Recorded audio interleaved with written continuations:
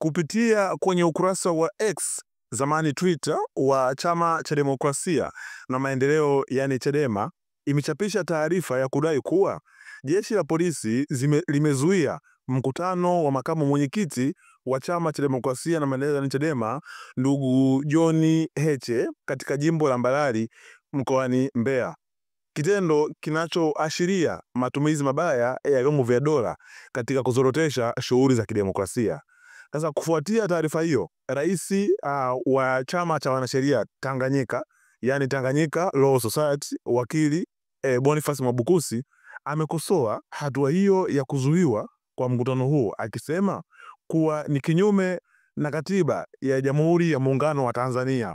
Sasa akinukuu ibara ya 20 ya katiba, Mwabukusi kupitia ukurasa wake wa X amechapisha taarifa na kusema kila mtu ana uhuru wa kukutana na watu wengine wa hiari yake na kwa amani, uchanganyika kushirikiana na watu wengine, na kwa ajili hiyo kutoa mawazo yake hadharani, na hasa kwa madhumuni ya kuanzisha au kujiunga na vyama au mashirika mengine yanayoshughulikia mambo ya siasa au mambo mengineyo. Ibara hii inathibitisha kuwa mikutano ya vyama vya siasa ni haki ya kikatiba na haiwezi kuzuiwa bila sababu za msingi zinazokubalika kisheria. Ibara ya 21 kifungu cha kwanza na cha pili, kila raia anayo haki ya kushiriki shughuli za utawala wa nchi, ama moja kwa moja au kwa njia ya wawakilishi waliochaguliwa kwa mujibu wa sheria. Hii ni kwa mujibu wa alivyoandika Boniface Mwabukusi, rais wa chama cha wanasheria Tanganyika. Hakuishia hapo, akaendelea akasema kila raia anayo haki na uhuru wa kushiriki kwa amani bila woga katika mchakato wa kidemokrasia wa kuamua uongozi wa nchi yake. Hii ina maana ya kuwa kuzuiwa kwa vyama vya siasa kufanya mikutano ni kukiuka haki za kidemokrasia za raia. Namba 2, sheria ya vyama vya siasa sura ya 258, The Political Parties Act ya 258 kifungu cha 9 kipengele cha kwanza C inasema hivi: chama cha siasa kitakuwa na haki ya kushiriki katika shughuli za siasa ikiwa ni pamoja na kufanya mikutano ya hadhara kwa mujibu wa sheria zilizopo. Sheria hii inatoa haki ya kisheria kwa vyama vya siasa kufanya mikutano bila kuwekewa vikwazo visivyo vya msingi.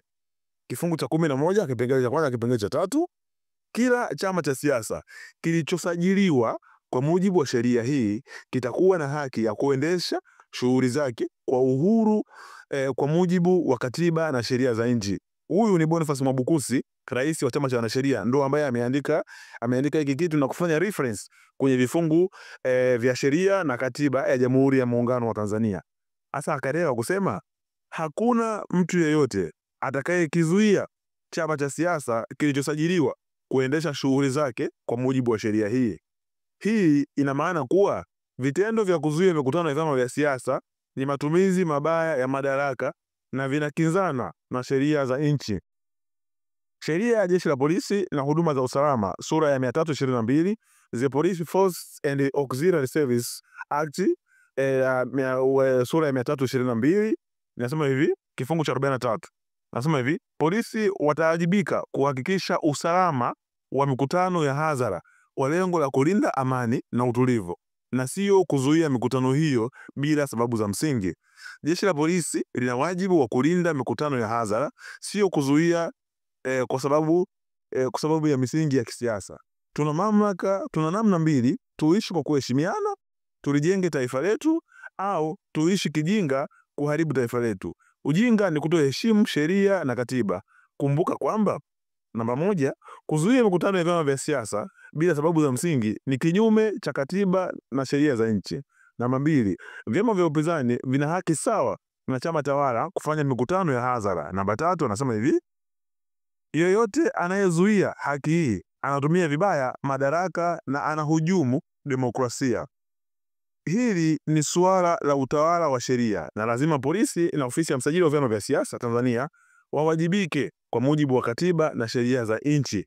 Aliyeandika hii ni ndugu Boniface Mwambukusi, rais wa chama cha wanasheria Tanganyika, yani Tanganyika Law Society, akizungumzia kile ambacho kimetokea huko Mbarali mkoani Mbeya wa makamu mwenyekiti wa chama cha demokrasia na maendeleo yani Chadema ndugu John Heche kuzuiwa kuendelea na mikutano yake ambayo alikuwa ameipanga kufanya kwenye hiyo wilaya ya Mbarali. Sasa kama kawaida wananzengo hawakosi cha kuandika. Kuna mtu anaitwa Abu Twaha ameandika hivi hilo neno demokrasia tunafahamu maana yake, au demokrasia kwa mtazamo wa Kitanzania na si kwa mtazamo wa wakoloni wenyewe? Kuna mtu anasema mchungaji Dr. Zakaria Richard anasema hivi, kwa hiyo huo mkutano wao wenyewe ajenda kuvuruga demokrasia kwa kuhamasisha kutofanyika kwa uchaguzi wenyewe hauzoroteshi demokrasia, ila wanaopinga ili usababishe madhara hayo wao ndo wanazorotesha demokrasia. Kweli ukiona njingi utazani njenge, ukiona njenge utazani njingi. Kuna mtu ndio rimba anasema hivi, tulisema kuwa ajenda hii lazima nchi nzima itajua. Kidogo kidogo tu washaanza kuia. Hawa si ndio wamejenga kila kitu sasa? Wanaogopa nini? CCM itapotea tu, hata iweje. Iko siku tushindane kwa hoja, sio bunduki. Haya ni maoni ya wananzengo ambao wameandika kwenye kurasa za mitandao ya kijamii hususan huku X zamani Twitter, wakitoa maoni yao kuhusiana na kile ambacho kimeendelea huko Mbarali Mbeya. Nikusi ndugu mtazamaji na mfuatiliaji wa Seto TV, usisahau kusubscribe, kulike na kushare ili taarifa hizi ziwafikie na wengine wengi zaidi. Chao.